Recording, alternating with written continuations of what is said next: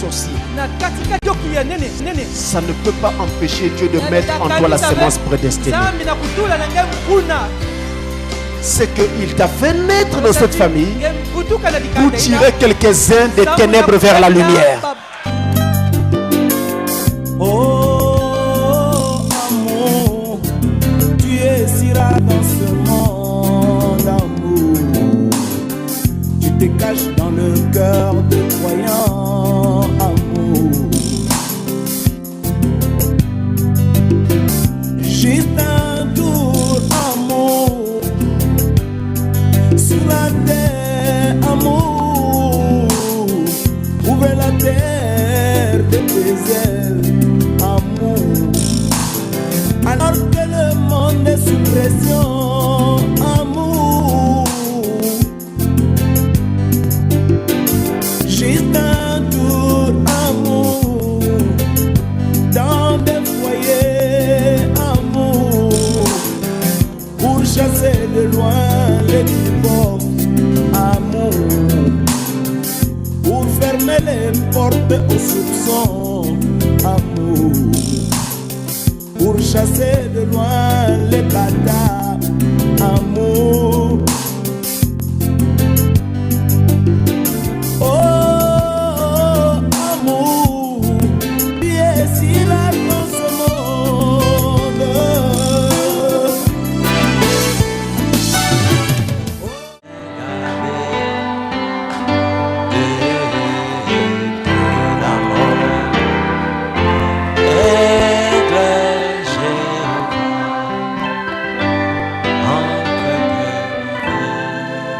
Notre Père Céleste,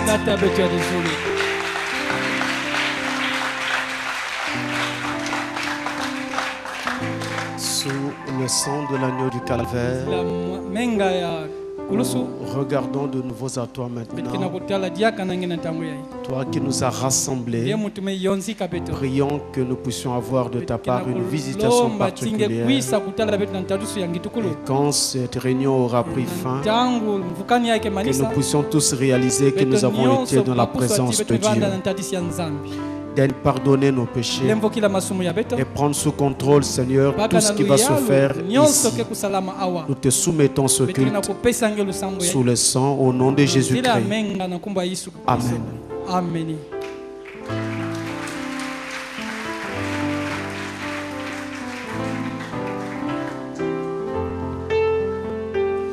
Salut tous au nom de Jésus-Christ. Et je vous transmets les salutations de notre frère Samuel Yoka qui est en Afrique du Sud. Il est d'habitude avec nous ici. En ce moment, il est en séjour en Afrique du Sud. Et je retransmets aussi les salutations d'une des familles qui nous suit là-bas aux États-Unis. La famille Chaka, en particulier le frère Aimé qui vous a vraiment salué au nom de Jésus-Christ. Maintenant, nous allons nous lever et prendre nos Bibles.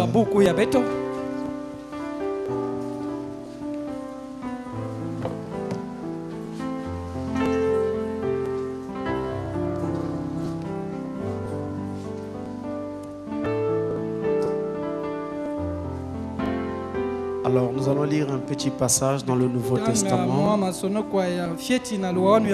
Éphésiens, tiré d'Éphésiens chapitre 3. Éphésiens au chapitre 3. Et nous prenons le verset 14 et 15.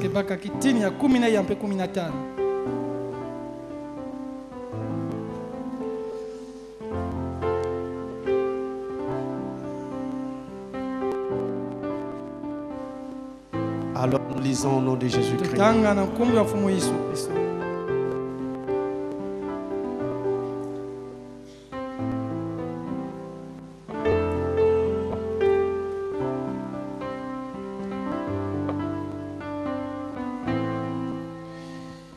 À cause de cela, je fléchis les genoux devant le Père, duquel tire son nom toute famille dans les cieux et sur la terre. afin qu'il vous donne selon la richesse de sa gloire d'être puissamment fortifié par son esprit dans l'homme intérieur. Amen. Que Dieu bénisse sa parole. Vous pouvez vous asseoir. Merci. Alors, à partir de ce culte, nous allons prendre un autre petit enseignement.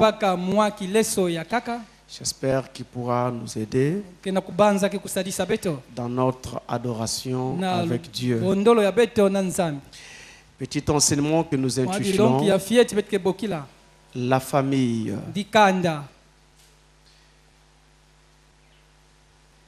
Et comme nous ne pouvons pas tout aborder en une seule fois, alors aujourd'hui, nous allons parler sur l'institution. C'est-à-dire que nous voulons parler de la famille en tant qu'institution. Et pendant cette période, nous aurons à voir beaucoup de choses. Mon problème, c'est de pouvoir montrer comment Dieu souhaiterait qu'une famille chrétienne soit et vive. Alors nous allons voir beaucoup de choses, comme par exemple le rôle et la place de l'homme en tant que mari, le rôle et la place de la femme en tant qu'épouse. Nous verrons également des choses comme ce que Dieu attend des enfants. Et je tiens beaucoup aussi à revoir avec vous quelque chose comme ce que Dieu entend par une famille chrétienne. Parce que c'est ce que nous voulons vraiment atteindre comme but au travers de cet enseignement. Ce que Dieu attend vraiment d'une famille chrétienne, c'est le but vraiment que nous poursuivons. Alors nous allons donc prendre toutes ces choses une à une. On ne pourra pas tout prendre à la fois pour permettre une meilleure assimilation et atteindre vraiment le but que nous poursuivons. Aujourd'hui, nous parlons d'abord de l'institution. C'est-à-dire de la famille en tant que institution de Dieu. Le texte que j'ai choisi pour commencer mon étude est un texte assez paradoxal. Et si vous tombez sur quelqu'un qui connaît les Écritures, il pourra vous dire que ce texte n'était pas approprié pour enseigner sur la famille. Alors si quelqu'un le disait, il n'aura pas tort, parce que c'est vrai en partie, et même c'est vrai dans une très grande et large mesure. Voilà pourquoi, avant de commencer, je voudrais d'abord lever tout équivoque sur le choix de ce passage, afin qu'il n'y ait pas d'amalgame dans la compréhension première du passage que nous avons choisi. Dans ce passage, l'apôtre Paul nous dit, puisque c'est lui qui en est l'auteur, que c'est de notre Dieu que tire son nom toute famille dans les cieux et sur la terre. Et quand Paul, qui Et l'auteur de ce passage est en train de dire ces mots. Il n'est pas là en train d'enseigner sur la fraternité universelle des hommes. Il n'enseigne pas là sur la fraternité universelle des hommes. Comme quoi, tous les hommes sur la terre et tous les hommes de la terre seraient frères. Non. Il n'est pas non plus en train d'enseigner sur la paternité universelle de Dieu. Comme quoi Dieu serait le Père de tous les vivants sur la terre. Non. Parce que le livre de Jean, au chapitre 8, vous pourrez regarder à la maison. Je ne voudrais pas m'arrêter à cette lecture parce que ce n'est vraiment pas l'objet de notre étude. Mais je donne quand même l'information afin que vous ne restez pas avec une notion vide.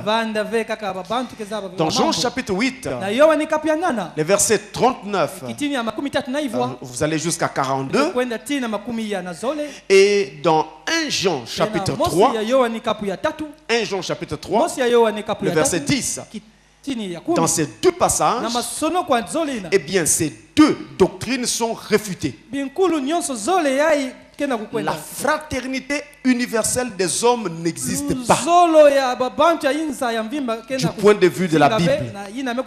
Autrement dit, tous les hommes de la terre ne sont pas frères parce que issus d'un même père.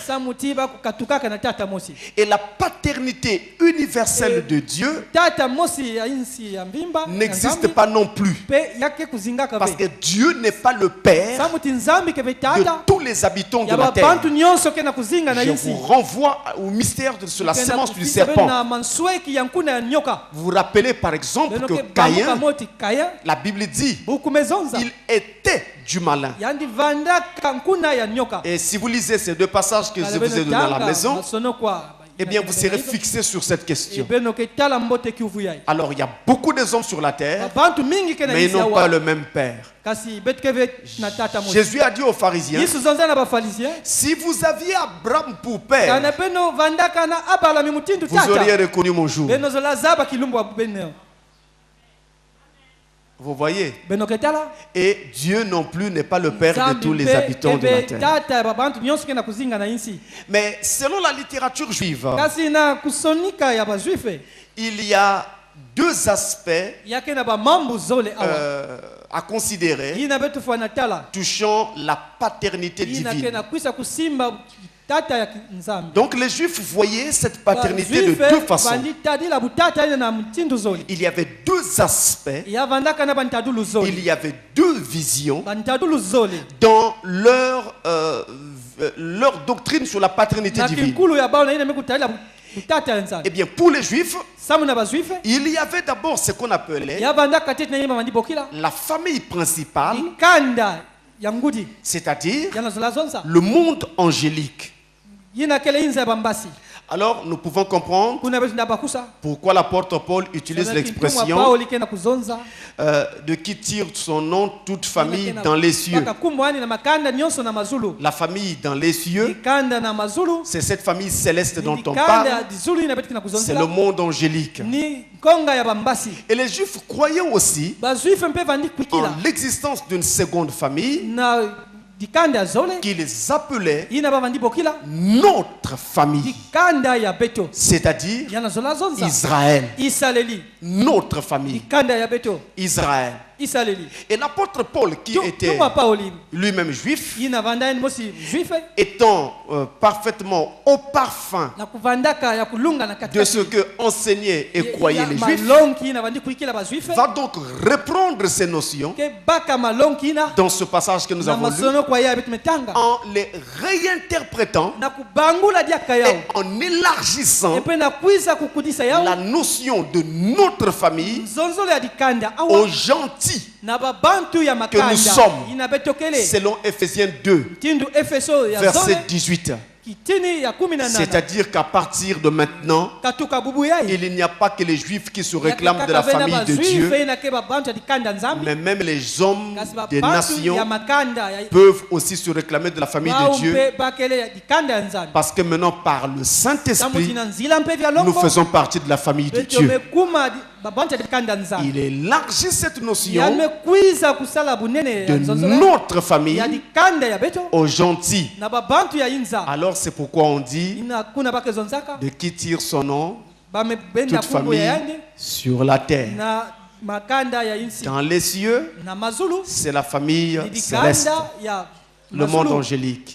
Sur la terre, eh bien, ce sont donc tous ceux qui appartiennent à Dieu, juifs ou hommes des nations. Amen. Voilà pour l'interprétation directe de ce passage que j'ai utilisé. C'est ça la véritable interprétation. Mais maintenant, la raison pour laquelle j'ai pris ce passage plutôt qu'un autre, c'est parce que dans ce passage, eh bien, est souligné l'état de père qui est propre à Dieu et qui est en même temps l'archétype de toute vie familiale, le modèle de toute vie familiale. Et c'est pourquoi d'ailleurs, lorsque Dieu parle de la famille dans la Bible, il ne s'empêche pas de faire des rapprochements en utilisant ses relations avec son Église et en montrant qu'il est notre Père. Nous sommes ses enfants et que nous formons en fait une famille, et que maintenant nous sommes membres de la famille de Dieu. C'est pourquoi donc j'ai choisi ce passage, parce qu'il souligne très bien le modèle de la vie familiale que nous avons sur la terre et qui est en fait tiré de Dieu lui-même. Alors quand Dieu crée le monde, il a voulu que l'homme se multiplie sur la terre et que l'homme remplisse la terre. Mais tout de suite, il s'est rendu compte qu'il fallait faire quelque chose pour que l'homme, en se multipliant et en remplissant la terre, en fondant donc cette société qu'on va appeler une société humaine, et bien que celle-ci ne finisse pas par être composée, en tout cas, d'une multitude d'individus dispersés. Il a donc voulu organiser la société humaine autour de la famille. Et le couple est donc la cellule de base de cette famille. Donc tout est organisé sur la terre autour de la famille. Et ça crée un repère sûr qui permet à chacun de se retrouver dans le temps et au sein des générations. Chacun sait d'où il vient, qui est-il et de qui est-il issu. Il a organisé, tout organisé autour de la famille. Et il savait que pour créer cette famille, il fallait donc utiliser une cellule de base qu'on appelle donc le couple. Alors il va créer son premier couple et le placer dans le jardin. Et l'homme va être appelé Adam, la femme sera appelée Ève. Et c'est le premier couple que nous avons sur la terre. Au départ, l'homme va être appelé le mari. Et la femme Ève va être appelée justement la femme. Ce sont les noms qu'ils reçoivent, ou plutôt les titres qu'ils reçoivent, ou plutôt encore les attributs qu'il faut les caractériser dès le départ sur la terre.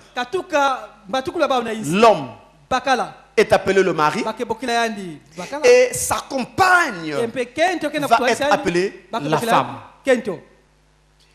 Et quand Dieu les met ensemble et finalement les unit, l'homme va prendre le titre d'époux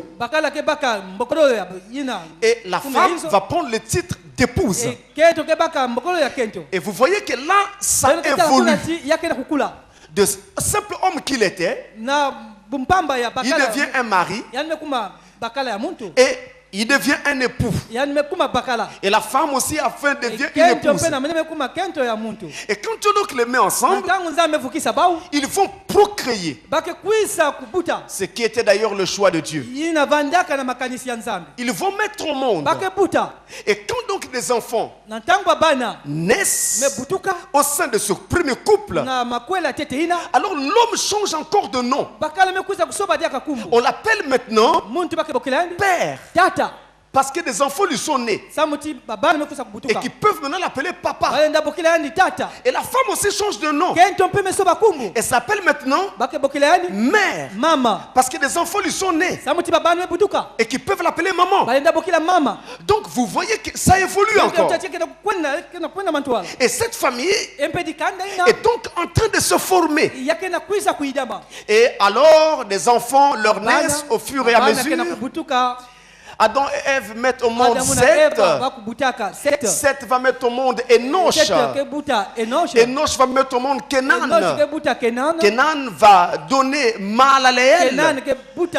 Mahalaleel va donner Jéred. Et on va arriver jusqu'à Enoch qui va mettre au monde Lémec. Et Lémec qui va donner Noé. Dont les trois fils, Sem, Cham et Japheth, vont peupler la terre entière. Et lorsque la famille de Noé était formée, de Sem, Cham et Japheth, des enfants vont leur naître. Je vous épargnerai des détails, mais je citerai quelques-uns.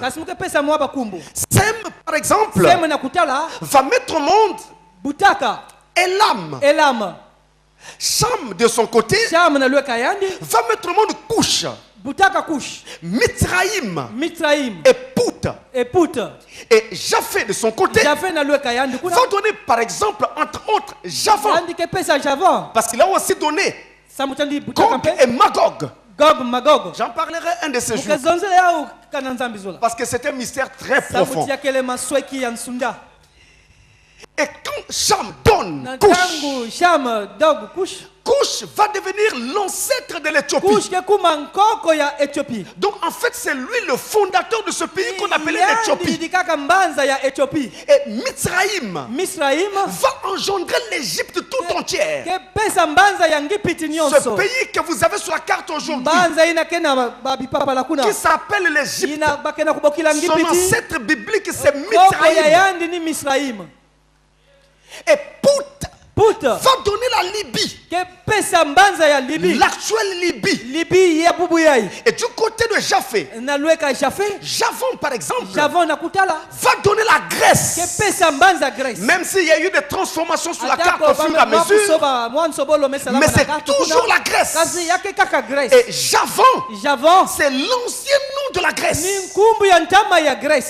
Et on peut donc s'étendre comme ça. Et finalement voir comment la terre s'est peuplée. Et je crois que vous pouvez comprendre cela aisément, dans la mesure où même chez nous, nos quartiers et nos villes portent des noms des premiers habitants. Vous avez un quartier appelé Tietie. Renseignez-vous, on vous dira qui il était. Et ainsi de suite. Voilà comment est-ce que nous avons donc eu toutes ces populations. Et cela est valable partout sur la terre. J'ai toujours eu la pensée, si le Seigneur le veut un jour, d'enseigner sur le peuplement de la terre.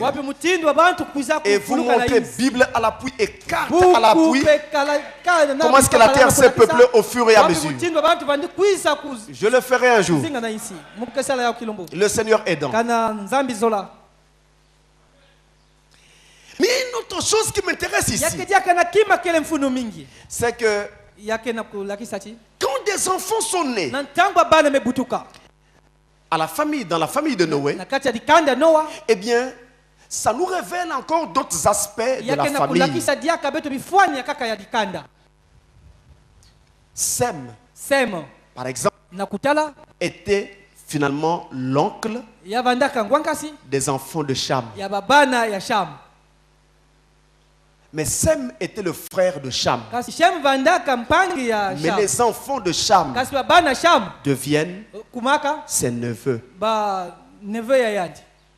Et s'il y a des filles qui naissent, elles deviennent des nièces pour Sem. Et entre les enfants de Sem et les enfants de Cham, il y a une autre relation qui s'établit. La relation de cousin. De cousin germain. Et tout ça, c'est la famille. Donc vous voyez que rien n'est fait au hasard. Dieu a tout planifié. En parlant donc de la famille de Noé, nous avons donc pu ressortir les oncles. Et finalement, en suivant toutes les descendances, vous arriverez aussi aux tantes qui apparaissent. Donc quand c'est des femmes, les frères, les sœurs, les cousins, les neveux, les nièces. Et pendant ce temps, Adam, lui, quand il met au monde Seth, et que Seth met au monde Enoch, Adam a encore changé de nom. Il est devenu grand-père. Et Ève est devenue grand-mère. C'est tout ça la famille. Alors la famille doit être vue du point de vue de la révélation du temps de la fin de deux façons. La première façon, c'est qu'il y a ce qu'on appelle la famille restreinte. Et il y a ce qu'on appelle la famille agrandie. En Afrique, vous utilisez le terme la famille élargie.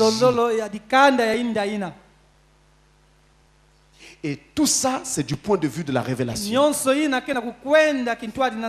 mon avis, si ces choses n'étaient pas nécessaires, la Bible n'allait pas en parler et Dieu n'allait pas donner à son prophète également d'en parler.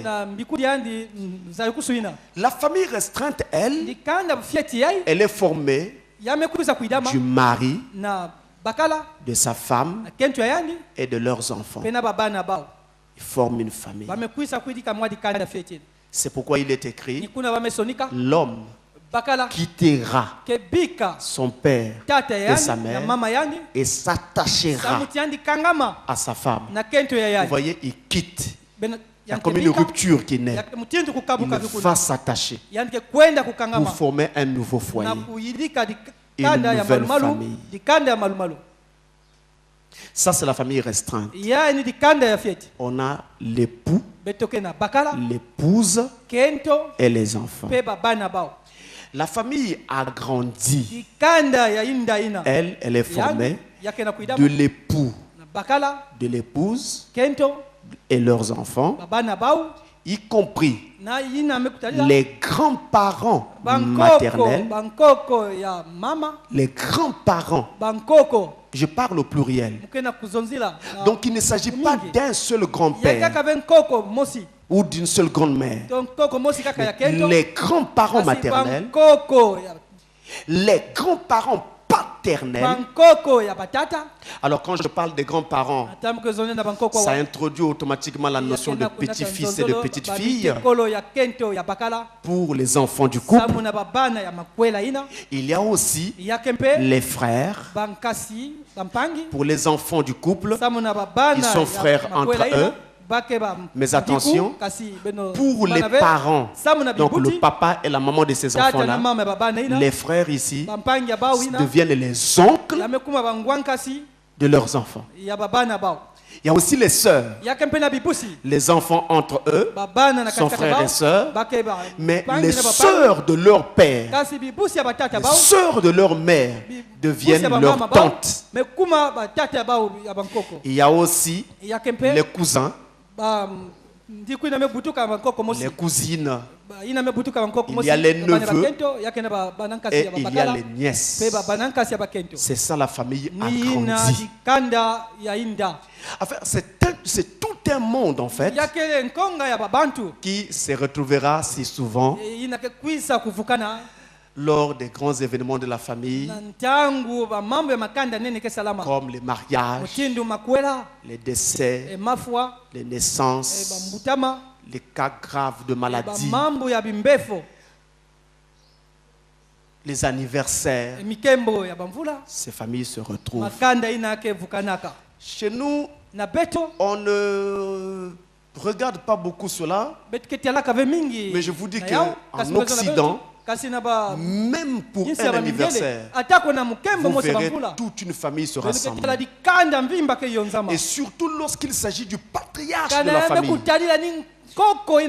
c'est-à-dire leur ancêtre, de qui tout le monde découle. Quand il célèbre son anniversaire, toute la famille se déplace de tous les endroits et va pour lui souhaiter joyeux anniversaire.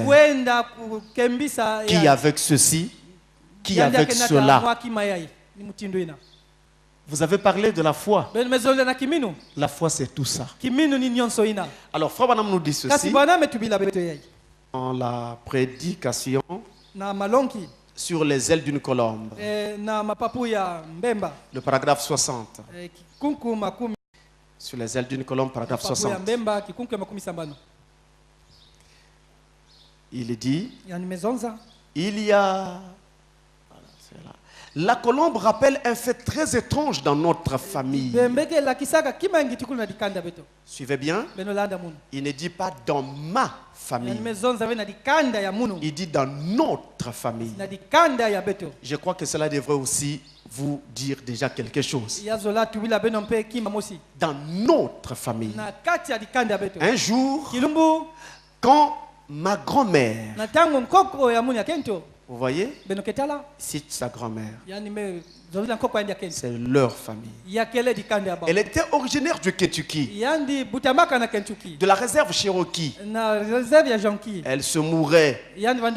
C'était une petite femme. Et elle était... Ils avaient, je pense qu'ils appellent cela la scrofule ou quelque chose du genre. Elle était à l'agonie. Grand-papa s'agenouilla auprès du lit. Tandis que maman, tante Bertie, tante Raouli et les autres s'agenouillaient alentour. Oncle Charlie, un tout petit garçon de 4 ans, le cadet. En ce temps-là, oncle Charlie était un petit garçon. Maman, qui était l'aîné, avait à peu près 12 ans. Et là, dans le lit, elle avait peigné ses cheveux noirs et elle se mit à chanter. Rocher des âges, fondu pour moi, laisse-moi me cacher en toi. Tandis qu'elle se mourait, grand-papa en ce moment-là n'était pas chrétien. Je l'ai baptisé à 87 ans au nom de Jésus-Christ, là-bas au bord de la rivière, là où l'ange du Seigneur est apparu. Alors vous voyez ce que Frère dit. Il cite ici pêle-mêle grand-papa, grand-maman, tante, oncle. Il cite comme ça sa mère et tout, et il dit c'est notre famille. Je ne sais pas si les croyants du message peuvent toujours parler comme ça. Parce que pour beaucoup, la famille n'existe plus. Parce qu'ils ont cru au message. Les autres n'ont pas cru. C'est des démons. Ils sont à mettre de côté. C'est une sale vision qui comme ça s'est accrochée à nous. Frère Branham avait une famille. Sa famille restreinte était formée de lui-même, sa femme et leurs enfants. Mais toute la famille, eh bien, elle était formée de tout ce monde. Les grands-pères, les grands-mères, les tantes, les oncles, tout ce monde. Et d'ailleurs, il disait d'habitude,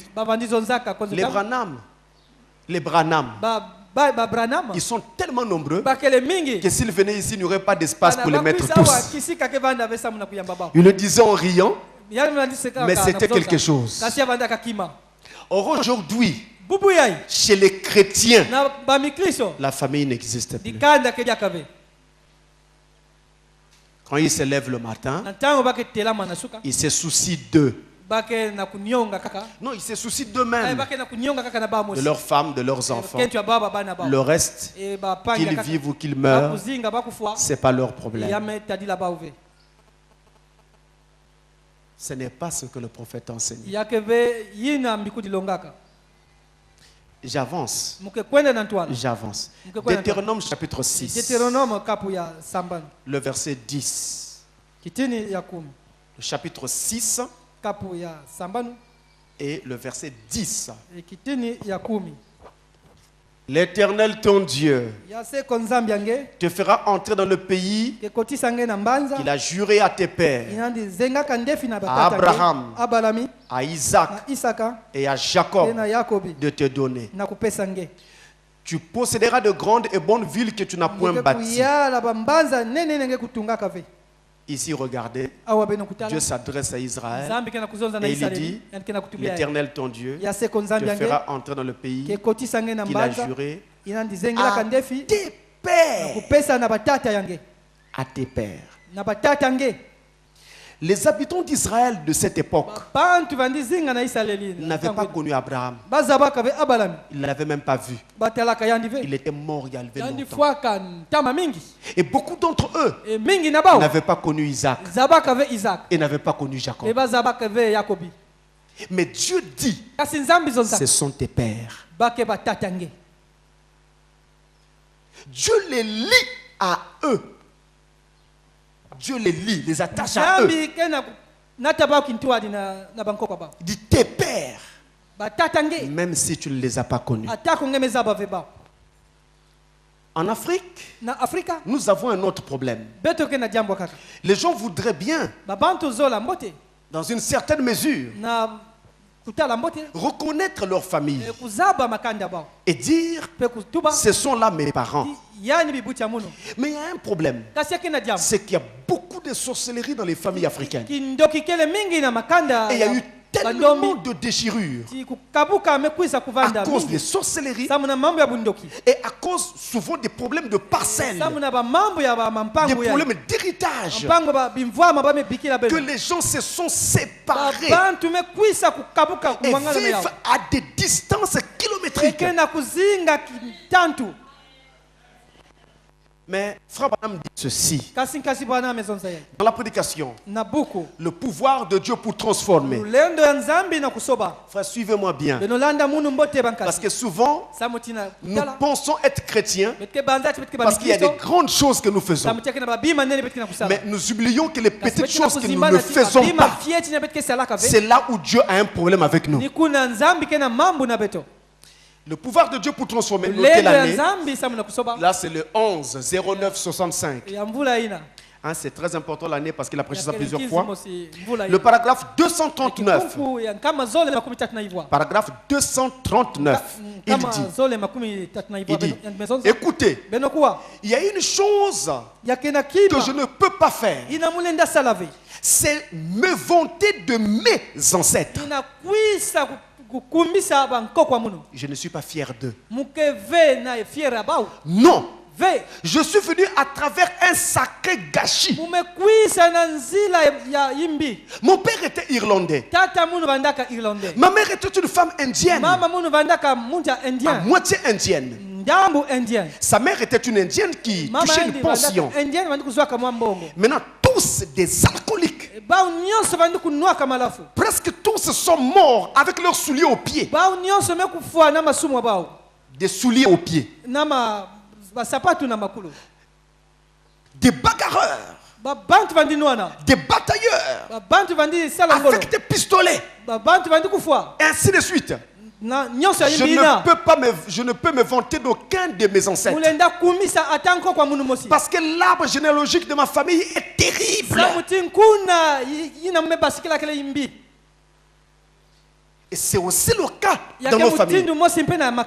Il y a parfois des gens dans notre famille qui sont des grands sorciers. Tout le village le sait. Toute la ville le sait. Et j'ai envie de dire, tout le pays le sait. Et vous avez honte de dire à vos amis que cet homme est mon parent. Sinon vous dites quoi? Ton parent, ce grand sorcier-là. Je crois qu'on doit faire attention avec toi.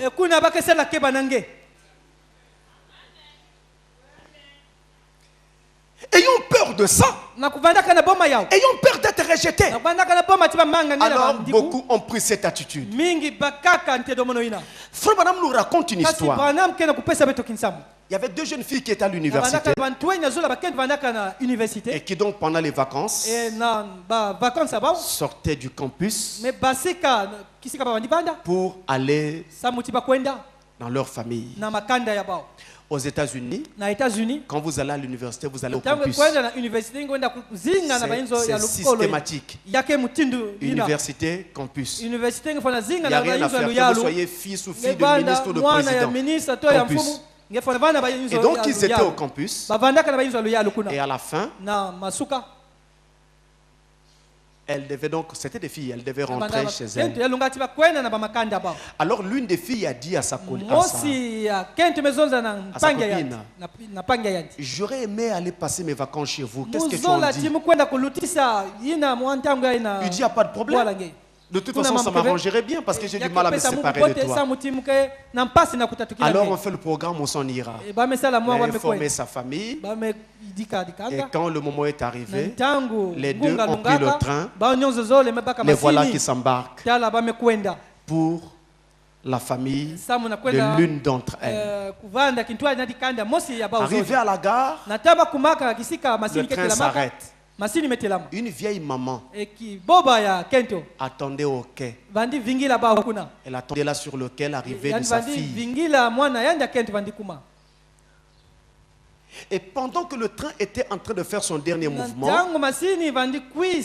la copine de la fille à qui appartenait la maman va apercevoir sur le quai une femme très laide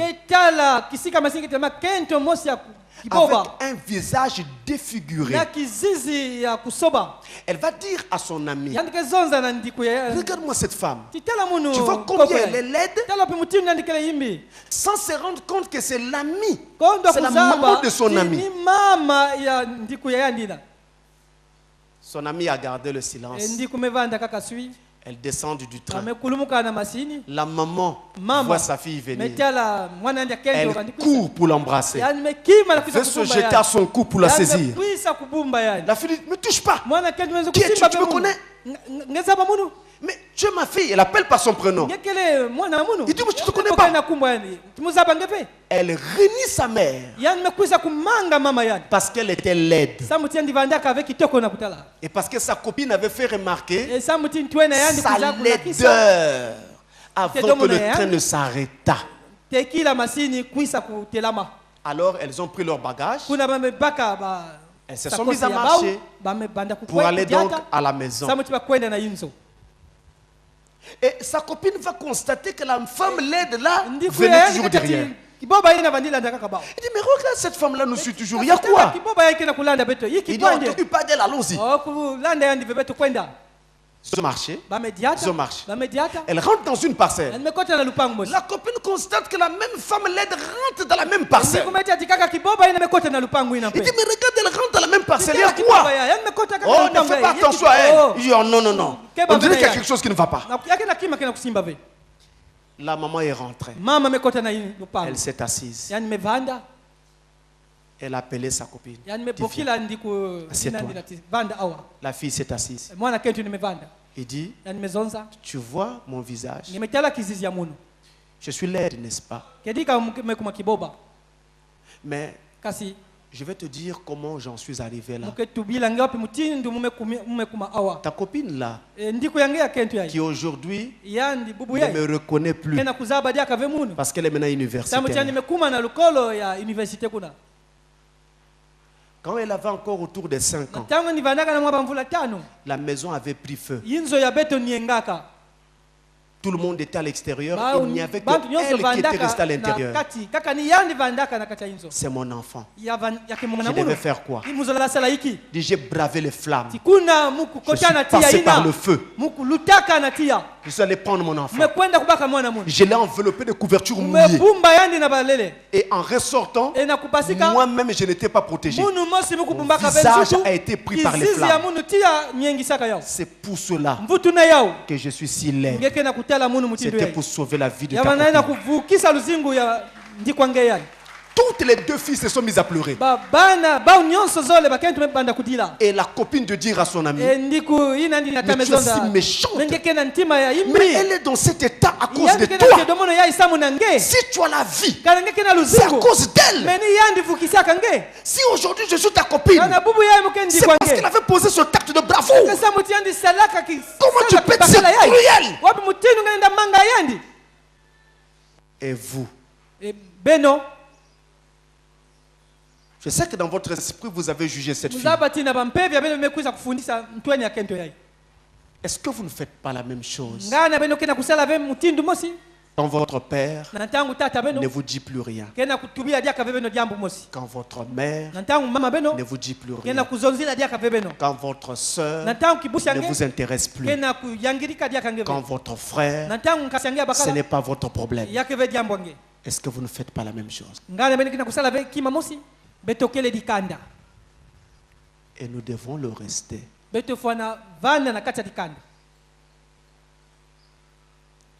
Est-ce que là où vous êtes, vous pensez vraiment qu'avec vos familles, tout va bien?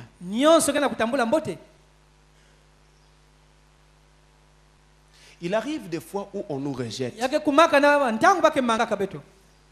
Si on nous rejette, on n'y peut rien. On nous a rejetés. Mais tant que ça peut dépendre de nous, pourquoi rejeter les autres? Qu'est-ce que vous avez qui ne vous a pas été donné? Qu'êtes-vous devenu si on ne vous a pas soutenu? Ceux qui ont souffert pour vous quand vous étiez enfant, vous portant sur le dos, vous pensez que c'est rien? C'est un exercice aisé? vous allaitons, surveillons vos nuits, tout ça. Ils ont payé votre scolarité. À plusieurs occasions. Les parents qui nous ont mis au monde se sont même privés de certaines joies de la vie. Parce qu'il fallait payer notre scolarité. Parce qu'il fallait nous assister.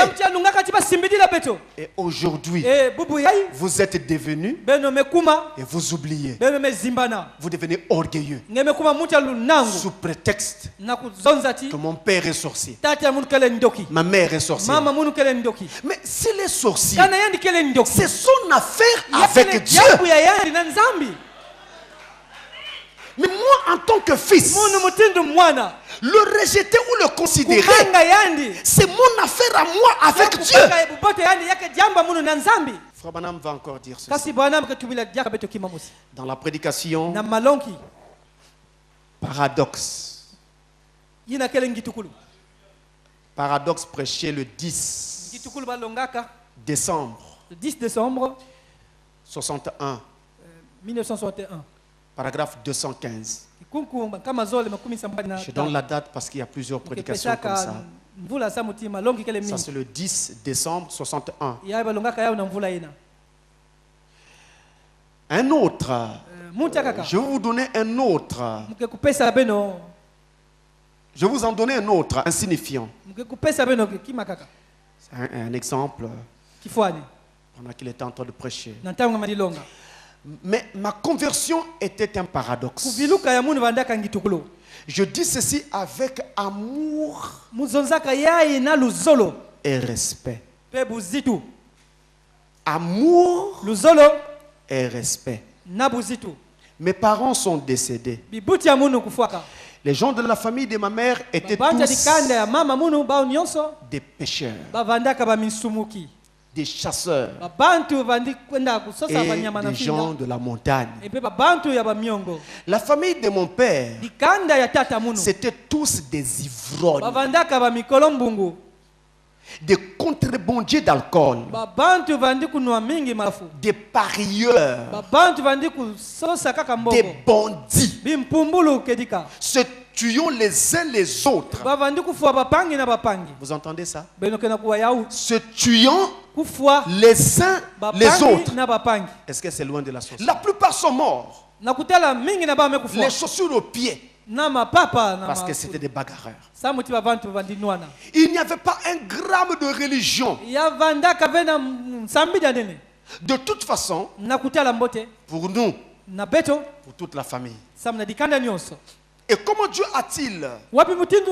Quelle est cette chose qui est venue ce matin-là? Dans cette vieille petite cabane en rondin, là-haut, que vous voyez en image sur le mur là-bas. Quoi? C'est totalement différent. Il dit c'est étrange. C'est un paradoxe. Ma famille n'avait pas un seul gramme de religion. Mais quelle est donc cette chose qui est venue ce jour-là quand je suis né? Cette colonne de feu. Pourquoi venir dans une famille où Dieu n'était pas connu ni respecté? C'est ça le paradoxe qu'il enseigne. Mais moi ici je veux vous montrer c'est qu'il montre du côté négatif de sa famille. Tous des pécheurs, des ivrognes, des bandits, des tueurs. Il dit je ne suis pas fier de ça. Il dit mais je le dis avec respect et avec amour. C'est vrai, mes sœurs. C'est vrai, mes frères. Il y a beaucoup de choses pour lesquelles nous ne sommes pas fiers de nos familles. Il y a plein d'exemples qu'on peut comme ça épingler qui poussent les gens à dire en tout cas je jure, je ne peux plus parler à un tel. Je ne peux plus, je ne peux plus. Mais pourtant, nous ne devrions pas. Nous ne devrions pas. La Bible dit, Romains 12, verset 18. Romains 12, verset 18. Tant que cela peut dépendre de nous, tant que cela peut dépendre de nous, restons en paix avec tout le monde. Mais si on nous rejette, nous n'y pouvons rien. Mais tant que ça peut dépendre de nous, ne rejetons personne. Même ceux qui nous injurient et qui nous traitent comme ils veulent. Il y a un passage de la Bible qui est très bien connu, où il est dit, ne rendez pas le mal pour le mal. Nous le lisons, mais c'est dans la pratique que ça devient difficile. Vous savez, personne ne choisit la famille dans laquelle il naît. Personne. Vous ne pouvez pas faire quelque chose pour naître dans une famille royale, pour naître dans une famille très riche, pour naître dans une famille où il n'y a pas de problème, entre guillemets. Parce qu'une famille où il n'y a pas de problème, ça n'existe pas. Là où il y a des hommes, il y a toujours des problèmes. Et la sagesse doit être là pour éviter toute division.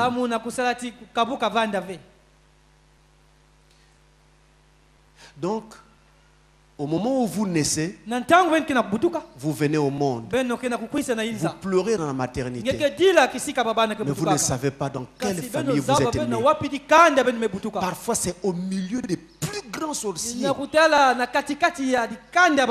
vous êtes né. Parfois c'est dans une famille très pauvre.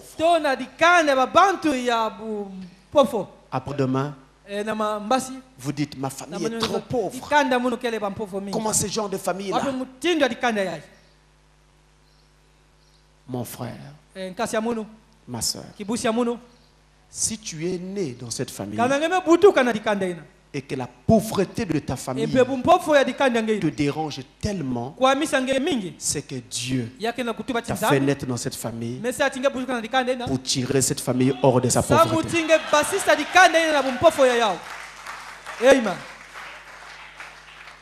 C'est à toi de travailler. C'est à toi de faire tout ce que tu peux pour parvenir afin de soulager la misère de ta famille.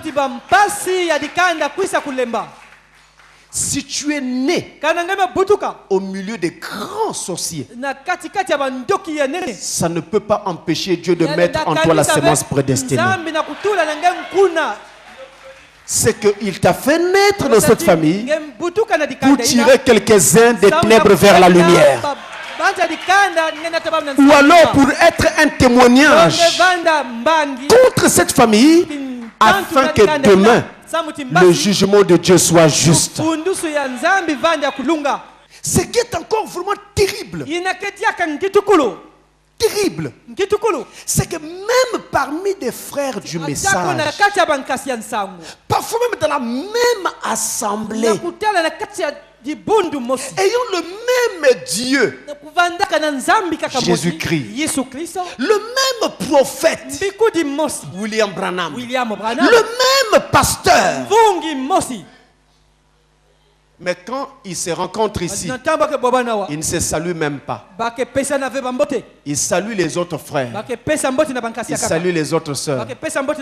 Mais l'oncle qui est là, la tante qui est là, c'est un sorcier. Je ne le salue pas. Mais s'il y a la sorcellerie dans la famille et que dans sa miséricorde Dieu a amené celui-là jusqu'au message, ça ne vous dit rien quant à la grâce de Dieu. Et si vous pensez aller au ciel, alors de vous deux, l'un restera et l'autre rentrera. Parce que vous ne pouvez pas entrer au ciel tous les deux comme ça. Vous allez polluer le ciel. Ici bas, vous ne vous saluez pas. Et au ciel, vous irez vous saluer. Quelle honte! Quelle honte! La famille a des problèmes. Mais nous sommes en Christ. Montrons au moins cette unité à cause de la parole. Disons à l'un et à l'autre, il y a des problèmes dans la famille, mais nous, Dieu nous a tirés hors de ça. N'entrons pas dans ces histoires-là. Ah frère, frère, ne pensez pas que vous ferez des progrès avec toute cette haine dans le cœur. La haine tue. La haine ne fait pas avancer. J'ai juré jusqu'à ma mort, je ne lui parlerai plus jamais. C'est une mauvaise façon de faire. À cette allure-là, et je constate d'ailleurs que notre pays est en train de prendre cette mauvaise pente. Les familles se divisent beaucoup. On risquera d'arriver à la longue à des situations du genre. Quelqu'un meurt, mais il n'y a aucun parent pour l'enterrer. Et vous allez mourir comme ça, la bouche ouverte, parce qu'il n'y a personne. Et vous êtes né d'une famille. Même si quelque part il y a eu des choses qui n'ont pas marché, on s'arrête, on arrange, et on va de l'avant. Et si on ne peut pas, on n'a pas encore la force d'arranger, mais au moins on doit essayer de se dépasser. En se disant, nous arrangerons peut-être cela un jour, mais nous gardons d'abord l'unité. Parce que quand survient un problème et que ta famille apparaît, ça fait une force, ça fait une sécurité et ça donne un réconfort. Mais tu as un problème, il n'y a pas de famille. Je vois des gens qui disent, pasteur, je n'ai pas où dormir. Pourquoi? Il n'y a aucun parent ici. S'il y en a, mais vous dites bien qu'il y en a. Et vous ajoutez un mais. Il y a un problème. Et le problème est avec vous, pas avec les autres. Parce que vous êtes chrétien. Il y a des choses parfois pour lesquelles, même quand on dit que tu as tort, et tu es conscient que tu n'as rien fait, accepte le tort. Seulement pour garder l'unité.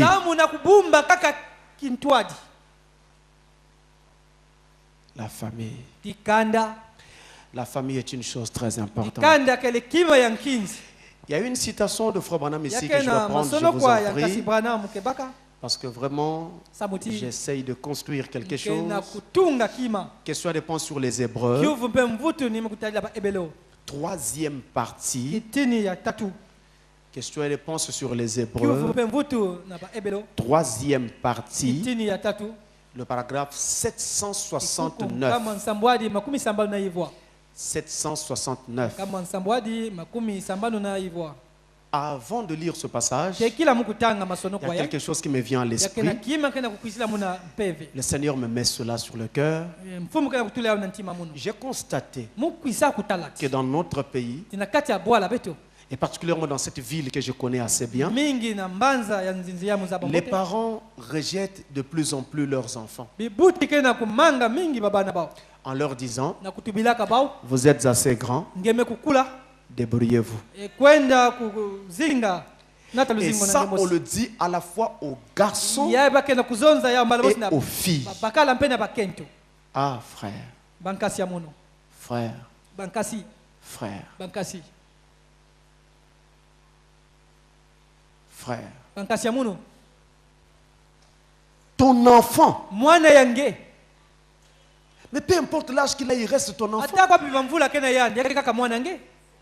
Mais que direz-vous de familles parfois qui, par exemple aux États-Unis, partagent un même domaine. Les enfants qui se marient ont leur maison ici. Le vieux papa a sa maison là avec la grand-mère.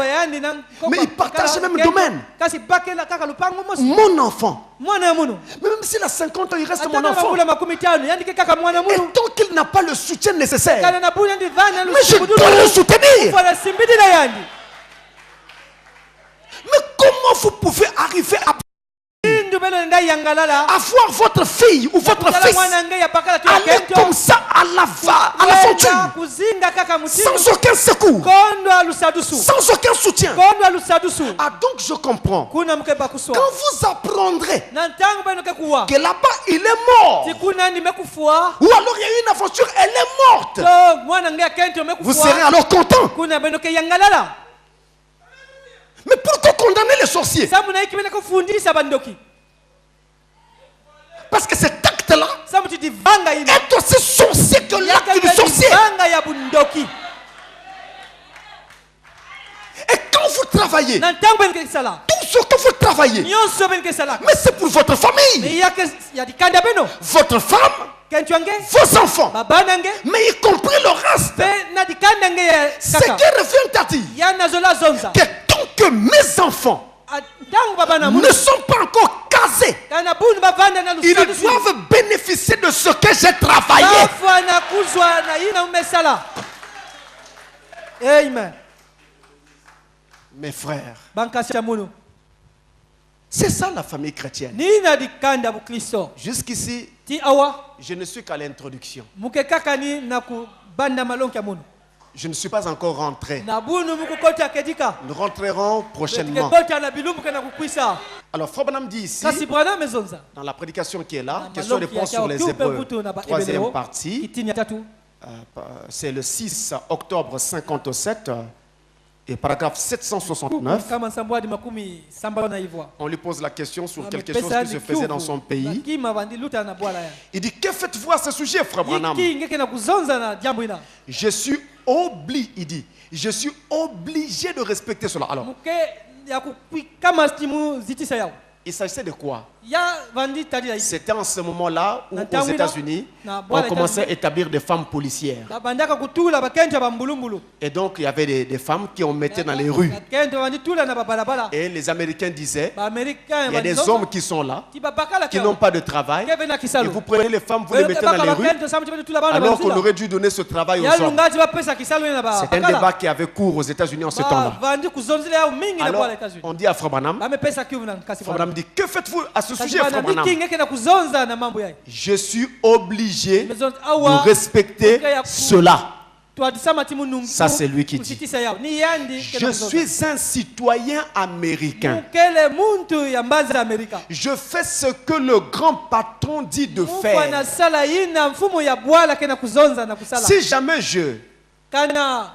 Si jamais les membres d'une famille n'ont plus de respect pour leur famille, les enfants n'ont plus de respect envers leurs parents, cette famille sera en pièces. Si jamais une église n'a plus de respect pour son pasteur, eh bien, ça n'est fini de cette église. Et si jamais une nation n'a plus de respect envers la Cour suprême et ses décisions, cette nation sera en pièces. C'est tout à fait vrai. Nous devons honorer ces choses parce que ce sont eux les grands patrons. Voyez-vous? Mais ce n'est pas correct au départ. Absolument. Il a donné son point de vue, mais il dit, comme notre nation a décidé de faire cela, moi en tant que citoyen américain, je dois respecter cela. Et c'est aussi l'occasion de vous dire, dans un pays et une démocratie comme le Congo, je parle ouvertement, vous devez savoir que le grand patron reste le président. C'est écrit ici, c'est ça le message. Que vous soyez d'accord ou pas, c'est ça le message. Je vous l'ai lu, ça y est. Et donc quand le pays décide de faire quelque chose, même si vous n'êtes pas d'accord, la démocratie vous donne le droit de donner votre point de vue. Mais quand la décision est prise et la chose est établie, vous en tant que chrétien, vous devez honorer cela. Je vais entendre un amen.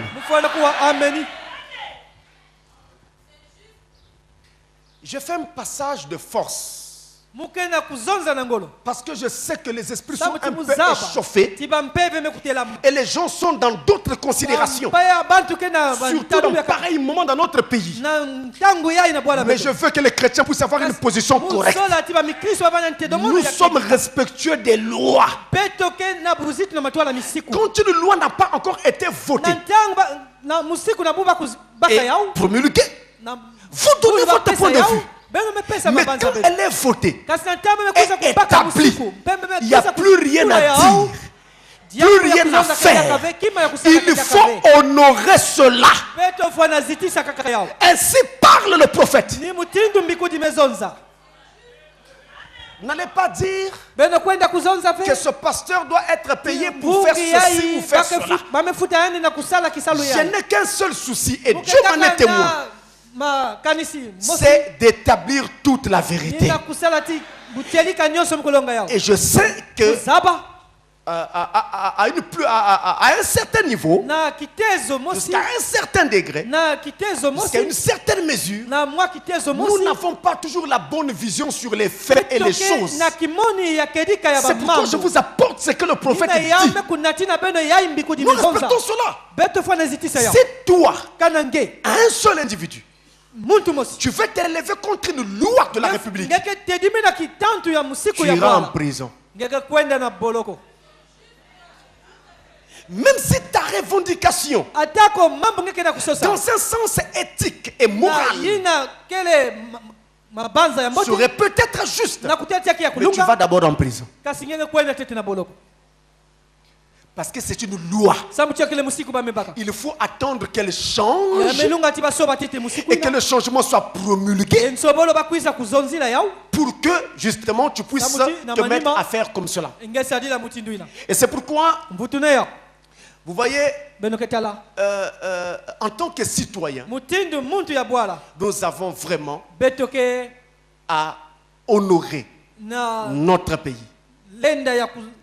à honorer nos lois et à honorer tout ce qui se fait lorsque cela est déjà établi. Avant que cela ne soit établi, vous pouvez dire ce que vous pensez parce que c'est une démocratie.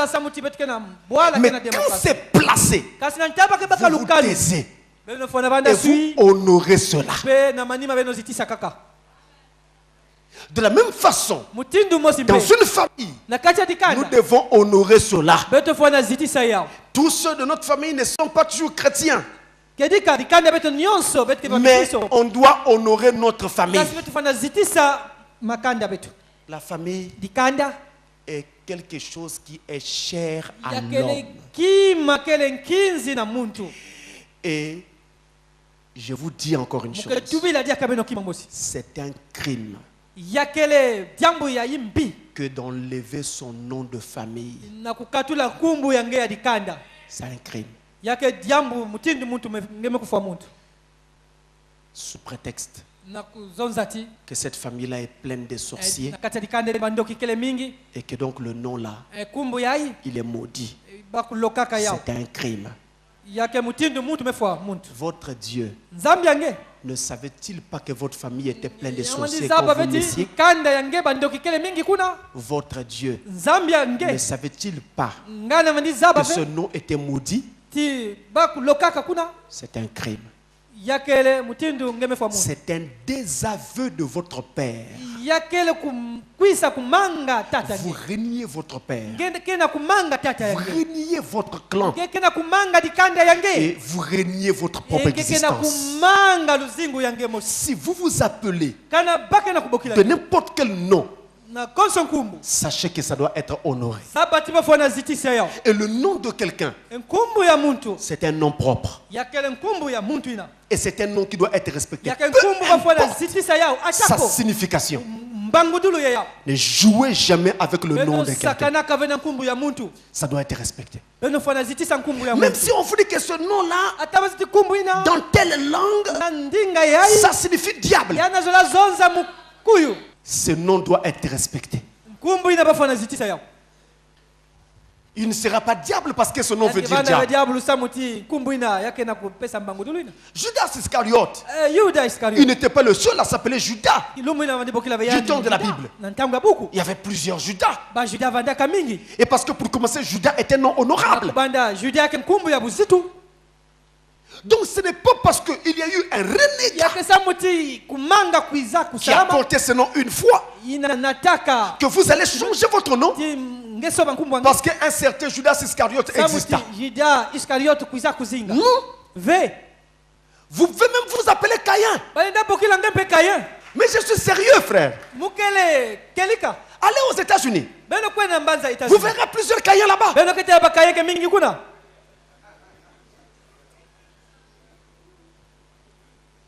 C'est des Caïns.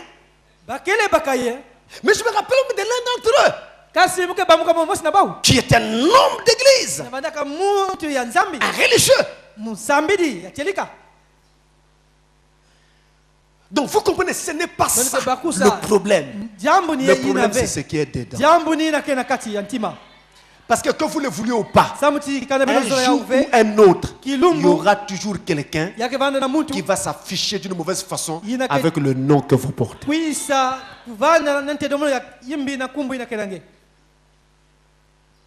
Il y aura toujours quelqu'un. Aujourd'hui, c'est sûr que vous n'irez pas donner à votre enfant le nom de Al Capone, le plus grand gangster de tous les temps. Mais qui sait si le nom que vous avez aujourd'hui ne sera pas aussi porté demain par un djihadiste ou par un gangster ou je ne sais pas quoi. Pour terminer, pour aujourd'hui, je voudrais vous dire que cette institution appelée la famille a subi beaucoup de variations au fil du temps. Et vous constaterez que la Bible ne nous donne pas un modèle de la famille. Il n'y en a pas dans la Bible. Il n'y a pas un modèle de la famille dans la Bible. Dans la Bible, il n'y a que des modèles de famille. Des familles modèles. Mais on ne peut pas établir ce modèle comme un modèle de tous les temps. Ces différents acteurs dont on parle dans la Bible ont vécu à des époques différentes. Et donc, ils ont été confrontés à des réalités qui n'étaient pas les mêmes. Ce qui fait qu'un même trait au sein d'une famille va largement différer dans notre famille parce qu'ayant connu des réalités différentes. C'est pourquoi je vous dis, même la famille Branham ne peut pas être notre modèle. C'est une erreur. Les prédicateurs l'ont toujours dit. Même moi, je l'ai enseigné, mais c'est une erreur. Parce que les réalités ne sont pas toujours les mêmes. Par contre, il faut admettre que la famille Branham, on va dire, c'est un modèle de famille. Vous me comprenez? C'est un modèle de famille. Donc nous pouvons tirer certains exemples de la famille Branham, n'est-ce pas? Mais on ne peut pas dire que c'est la famille modèle. Non. Dieu ne nous a pas laissé une famille modèle. Il n'y en a pas. S'il y avait famille modèle à nous laisser, je crois que ce serait peut-être Jésus qui aurait pu nous la laisser en se mariant et en ayant des enfants. Or, il ne s'est pas marié, il n'a pas eu des enfants. La famille d'Abraham est une grande famille dans la Bible. Donc c'est un modèle de famille. Mais ce n'est pas la famille modèle. La famille d'Ésaïe, la famille de Jacob, la famille d'Isaac sont des modèles de famille. Mais ce ne sont pas les familles modèles de qui tous nous devons tirer notre modèle. Hier, Jacob vivait de l'arc, de la chasse et de la cueillette. Aujourd'hui, si tu veux prendre cette famille comme modèle, il faut préparer ton arc pour aller aussi à la chasse.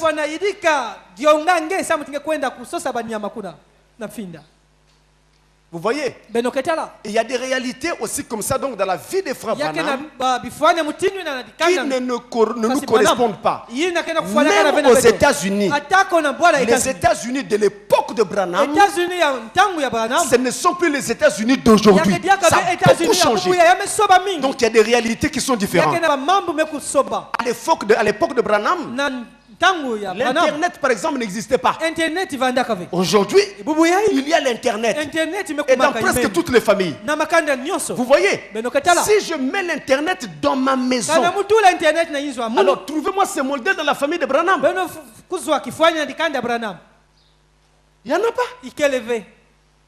Est-ce que vous comprenez? Donc la famille de Branham est un modèle de famille, mais ce n'est pas la famille modèle.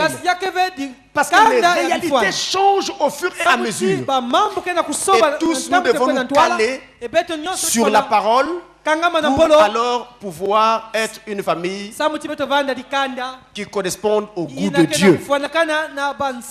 Et chaque famille doit être elle-même, ressembler à elle-même, et non pas chercher à ressembler à une autre famille.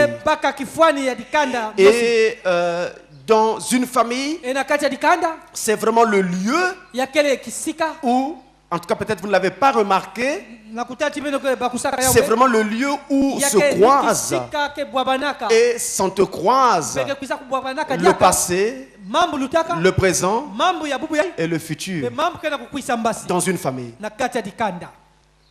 Quand Dieu dit que l'homme quittera son père et sa mère pour s'attacher, mais il n'en demeure pas moins que ceux qui quittent là, et le jeune garçon et la jeune fille, mais ils ont un passé qu'ils partagent avec leurs parents.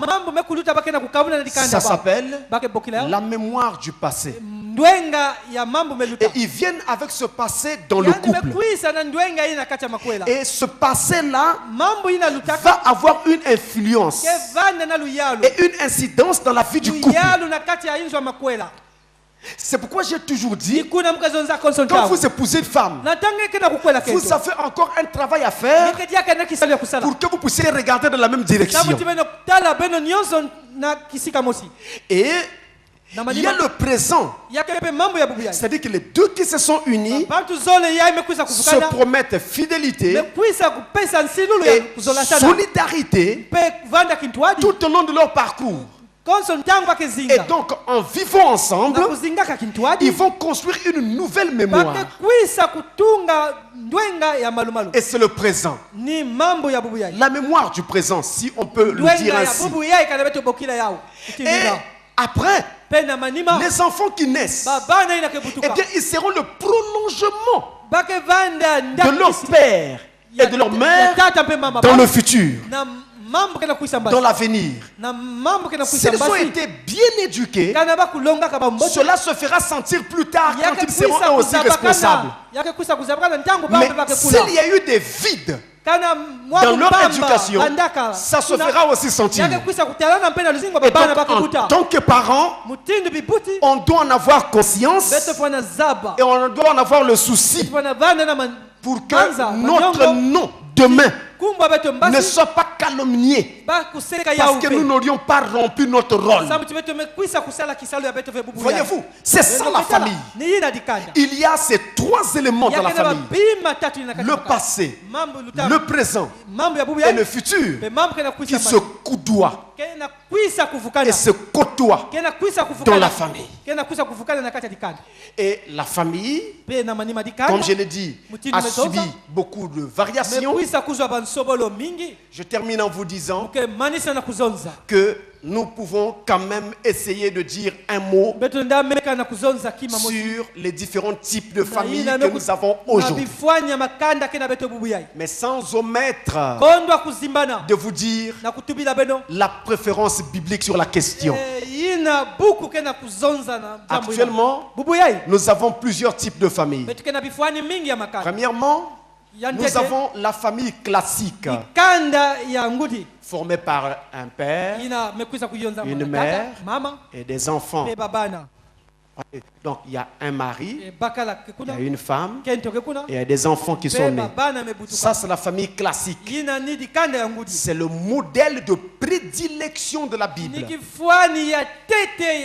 C'est le modèle biblique de la famille. À côté de cela, il y a la famille monoparentale. C'est-à-dire qu'on n'a qu'un seul parent dans cette famille. Un seul parent. Parfois, ce n'est que le père. Ou parfois encore, ce n'est que la mère. Donc, l'autre conjoint n'est pas. Et il y a plusieurs raisons à cela. Il y a le divorce. Peut être une raison de voir apparaître une famille monoparentale. L'enfant ou les enfants vivent seuls avec leur mère. Le père était parti, trouver refuge ailleurs. Ou alors ils ne vivent qu'avec leur père. La mère était partie parce que le père n'avait pas assez d'argent. Il y a aussi le décès qui peut être cause d'une famille monoparentale. Donc un des parents est décédé et le parent qui est resté décide de rester seul pour élever ses enfants. On a là une famille monoparentale. C'est une famille. Là, dans un cas comme celui-là, vous voyez, c'est un décès. C'est un cas de force majeure. Vous n'y pouvez rien. Mais nous avons aussi des familles monoparentales aujourd'hui parce qu'il y a eu des aventures dans le passé où il n'y a pas eu concrétisation, il n'y a pas eu un mariage, mais un ou plusieurs enfants sont nés. Alors la mère en général reste avec ses enfants ou bien le père. C'est une famille monoparentale. Et si vous êtes arrivé dans une situation comme celle-là, eh bien vous devez vraiment enseigner à vos enfants de ne pas prendre cette route-là. Après cette famille monoparentale, nous avons ce qu'on appelle la famille recomposée.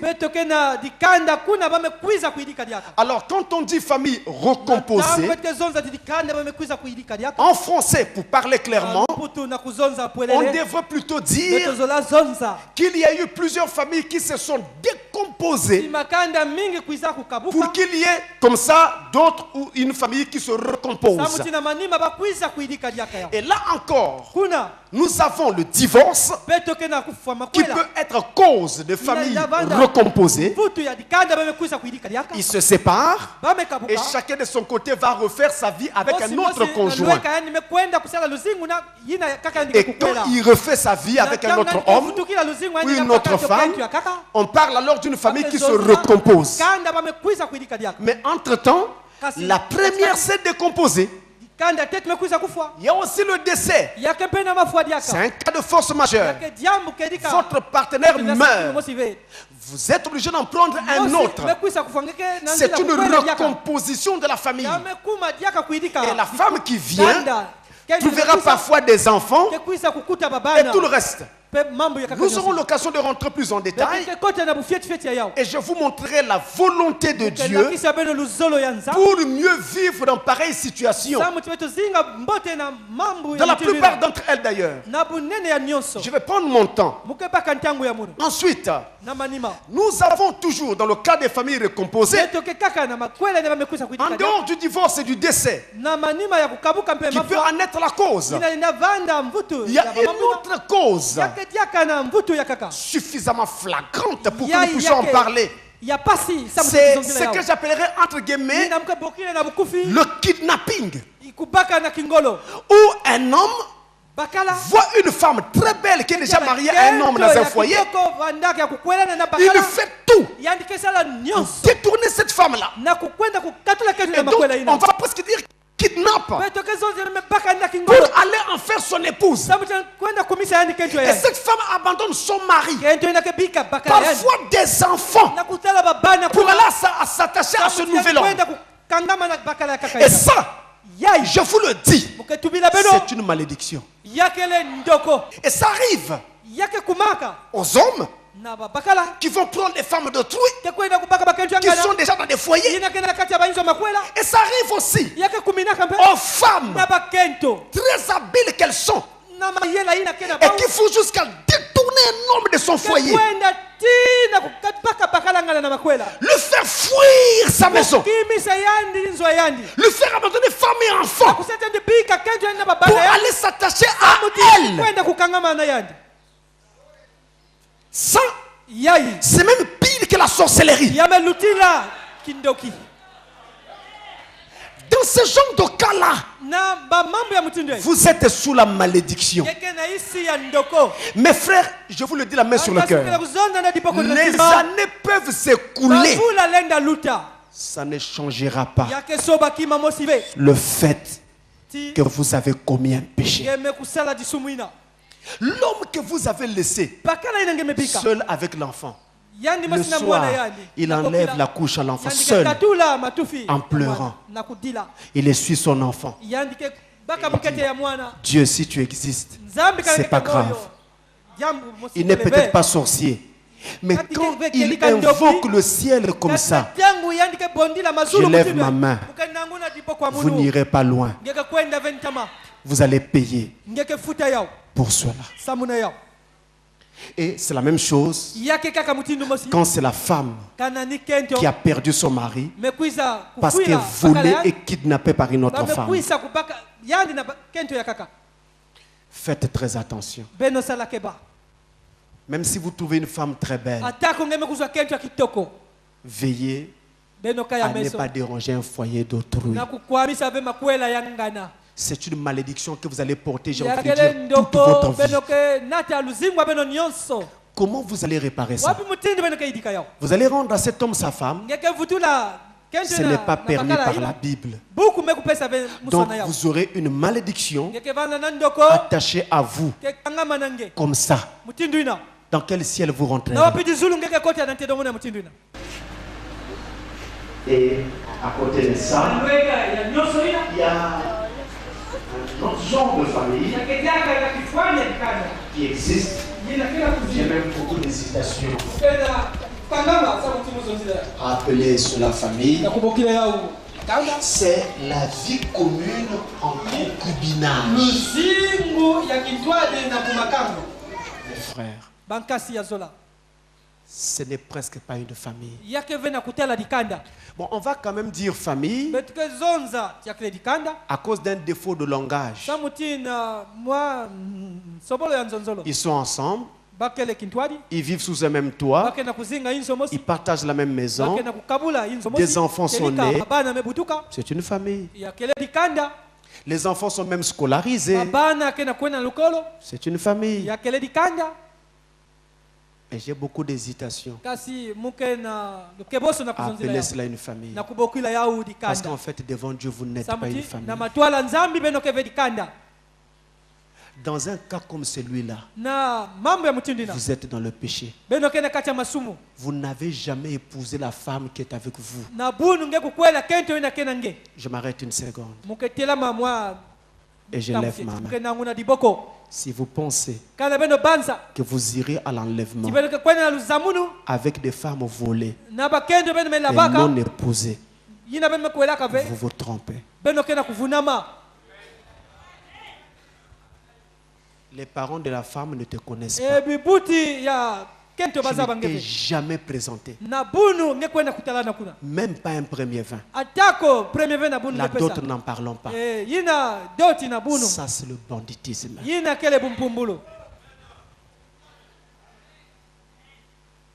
Et tu dis, ma femme, tu l'as épousée. Ma famille, Dieu la reconnaît.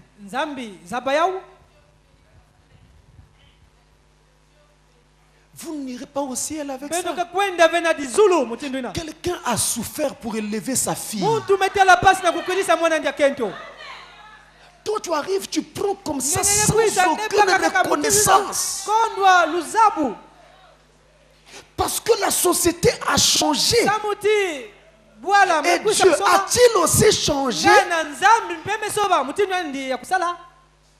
Toute femme dans un ménage doit être épousée. Je peux comprendre que vous ayez une dette auprès de la famille de votre femme. C'est-à-dire que vous avez fait, mais vous n'avez pas encore fini. On comprend. Vous êtes passé par la porte normale. Il vous reste juste à achever certaines choses. On comprend. Mais vous n'avez rien fait. On ne vous connaît pas. Pas de présentation. Pas de premier vin. Pas de dot. Quel chrétien vous êtes? C'est pas une famille. Est-ce que vous savez que dans une condition comme celle-là, chaque fois que l'homme et la femme se prennent dans les mains, eh bien, ils sont tentés de commettre une fornication. C'est une souillure. Donc vous vivez dans la souillure. Et ça depuis fort longtemps. Et vos enfants naissent dans la souillure. Quel est ce chrétien qui est content d'une telle situation? Et on dit toujours, je n'ai pas d'argent. Quand Dieu va donner, on va faire. Si vous saviez que vous n'aviez pas d'argent, mais pourquoi avoir pris une femme d'autrui? C'est pas ça le plan de Dieu. Il faut l'épouser. Et là, quand on chante Jésus revient, Maranatha, tout le monde danse. Mais pendant qu'il danse là, dans sa maison, la femme là n'a jamais été épousée. C'est une femme volée. Tu vas aller à quel ciel? C'est quel enlèvement? C'est quel enlèvement? Vous voulez dire que l'enlèvement, ça sera pour les sorciers, pour des histoires comme ça? Je suis en train de terminer mes frères. En dehors de cette famille-là où on vit dans le concubinage, et même vous enfants, si vos parents sont dans cet état, dites-leur, ils sont dans une très mauvaise position devant Dieu. Et dans un cas comme celui-là, même la Sainte Seine, vous ne devriez pas prendre. Alors, pourquoi Dieu vous interdirait la Sainte Seine si c'était acceptable? Il y a un autre genre de famille aujourd'hui. C'est l'union de personnes de même sexe fondant entre guillemets une famille selon les lois nouvelles des États modernes. Un homme avec un autre homme se marie. L'un fait semblant d'être la femme. L'autre fait semblant d'être l'homme, le mari. Une femme avec une autre femme se marie. Et comble de malheur, il y a même des églises qui célèbrent de tels mariages. Des mariages diaboliques de ce genre. C'est triste. Si je ne sais pas qu'est-ce qui se passe. Hier, nous autres Africains, on vivait dans la forêt. On ne connaissait pas I, on ne connaissait pas A, on ne connaissait pas O. On ne savait pas écrire.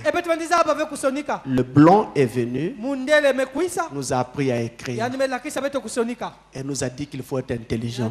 Hier, nous n'avions pas d'habits. En forêt, on portait des raffias. Et on rentrait faire la chasse torse nu. Le blanc est venu. Il nous a dit comme ça, vous n'êtes pas civilisés. Prenez les habits. Nous avons pris les habits. Aujourd'hui, ceux qui nous ont amené les habits marchent nus.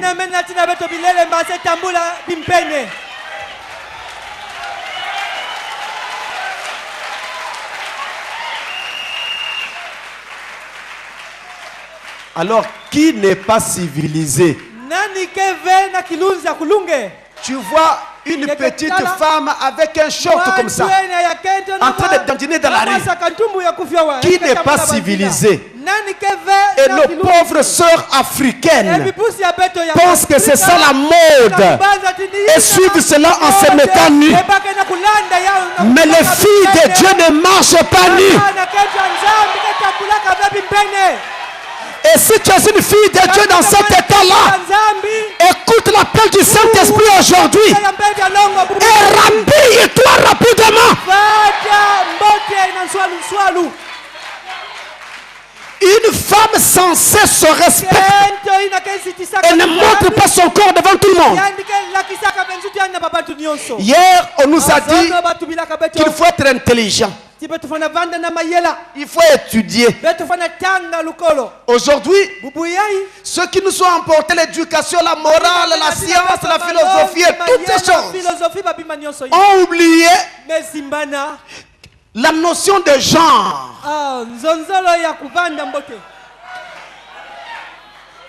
Quand on était à l'école primaire, quand on disait masculin singulier, oh féminin, tout ça, qui nous a appris ça? C'est eux. Nous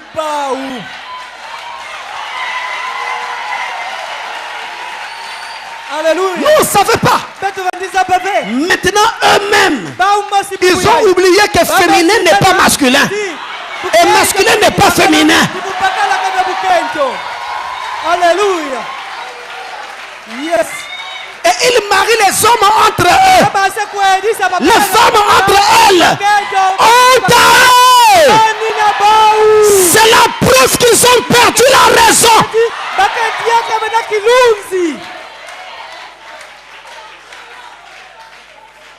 Alléluia. Et pour terminer, je dirais, il y a un dernier type de famille qui existe. Et c'est en Afrique que nous trouvons en général cela. C'est une famille avec plusieurs épouses. Donc un homme avec toute une tribu de femmes.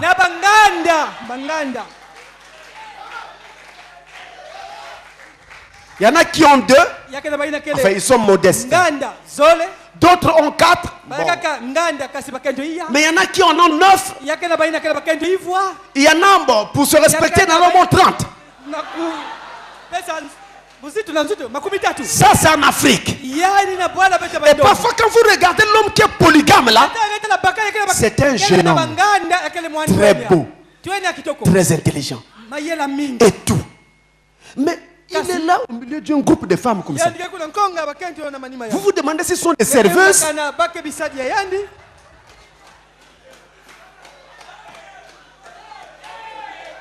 Et après, vous êtes surpris d'apprendre que ce sont ses épouses. Ce n'est pas un mariage chrétien. Frère Branham est contre.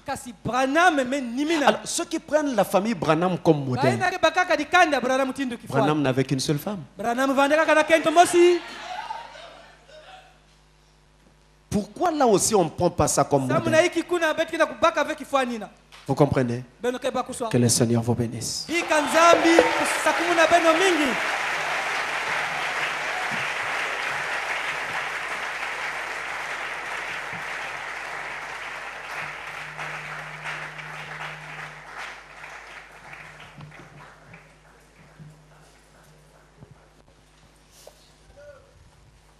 Alors beaucoup de choses ont été dites. On aurait presque dit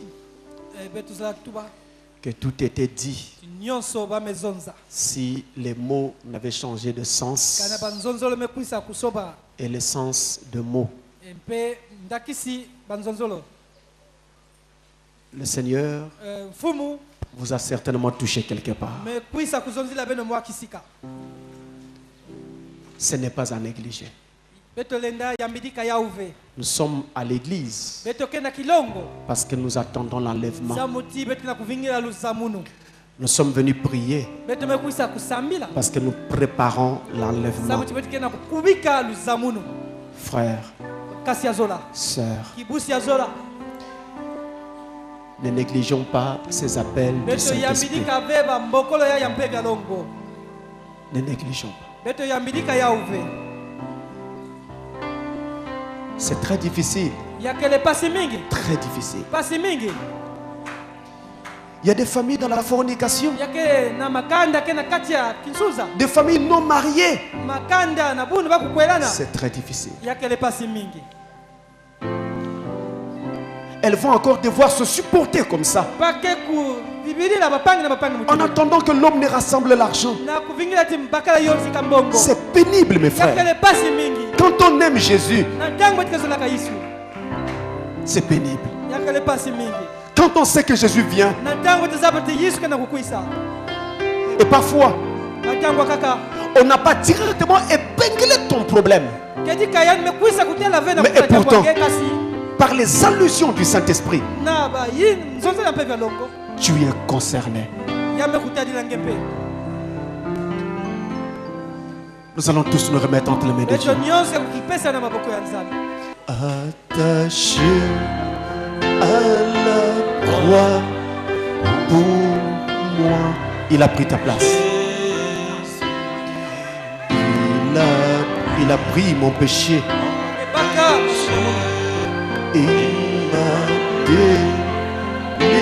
Il a payé le prix pour que tu sois libre. Tu n'as pas besoin de rester lié.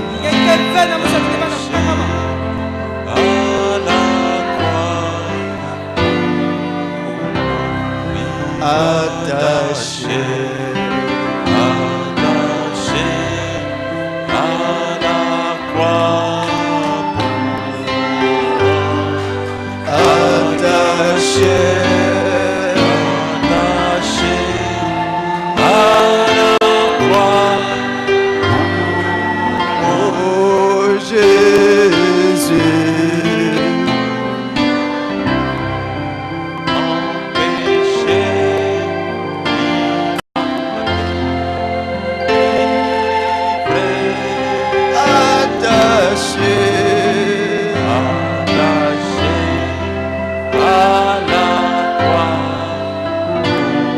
Que chacun parle au Seigneur. Parlez-lui. Et ne faites pas attention à la personne qui est à côté de vous. Parlez à votre Dieu.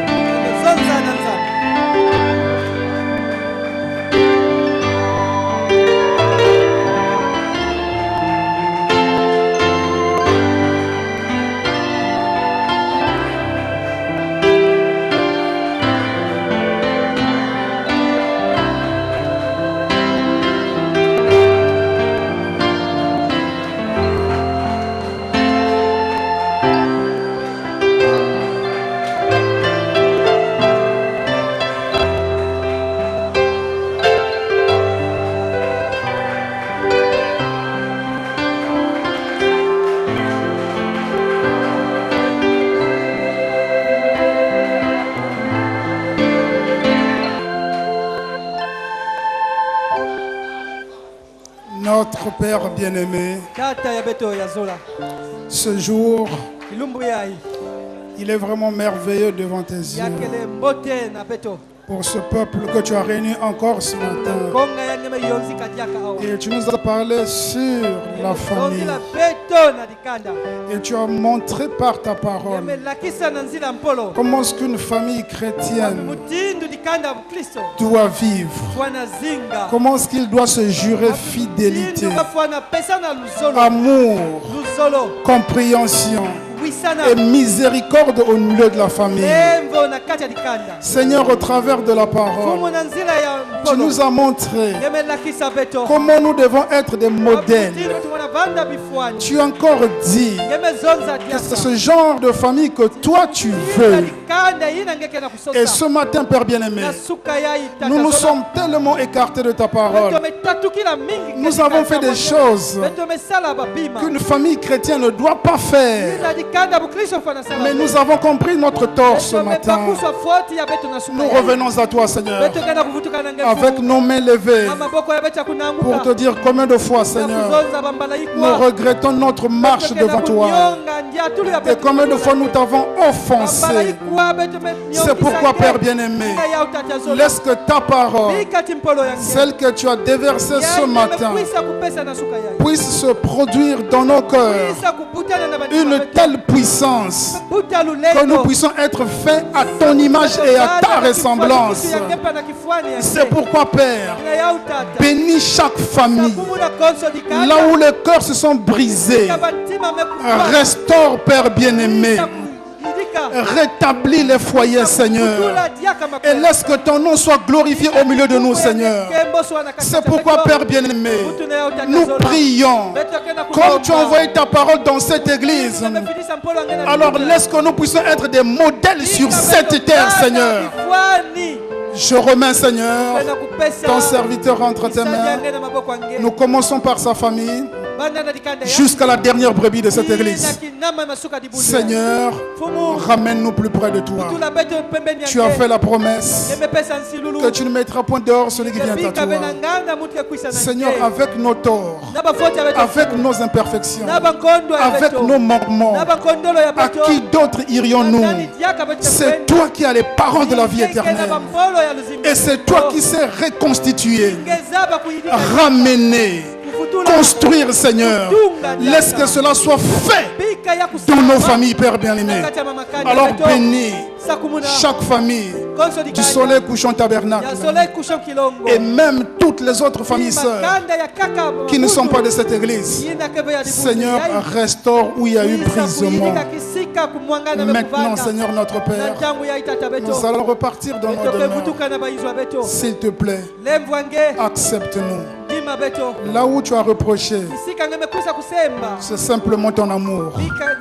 Parce que tu as dit, l'Éternel châtie tous ceux qui le reconnaissent pour ses enfants.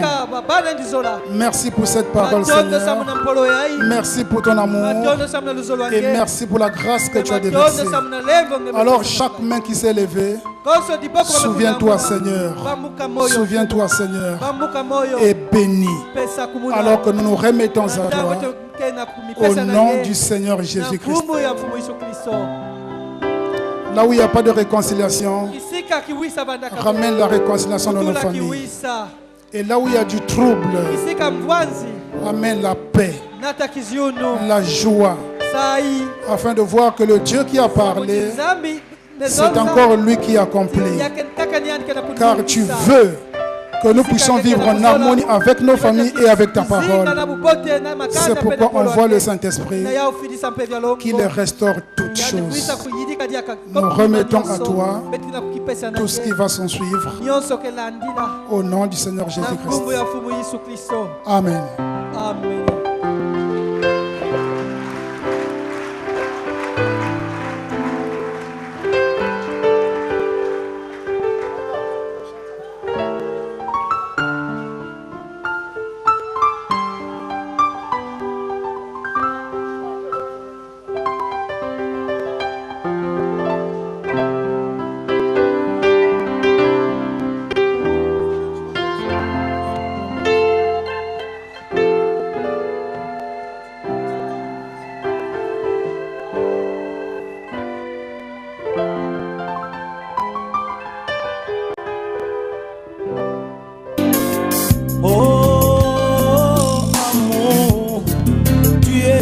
dans ce monde d'amour. Tu te caches dans le cœur de croyants, amour. Oh, amour, tu es si rare dans ce monde, amour. Tu te caches dans le cœur de croyants, amour. Juste un tour, amour, sur la terre, amour. Ouvre la terre de tes ailes, amour, pour chasser de loin toute la haine, amour.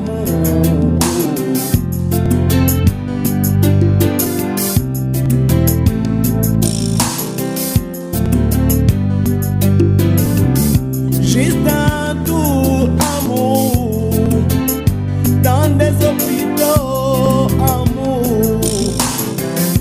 Un sourire de ta part, amour, releverait le malade, amour. Alors que le monde est sous pression, amour. Oh, oh, amour, tu es si rare dans ce monde, amour. Tu te caches dans le cœur de croyants, amour. Juste un tour, amour, dans des foyers, amour, pour chasser de loin les divorces, amour, pour fermer les portes aux soupçons, amour, pour chasser de loin les bâtards, amour.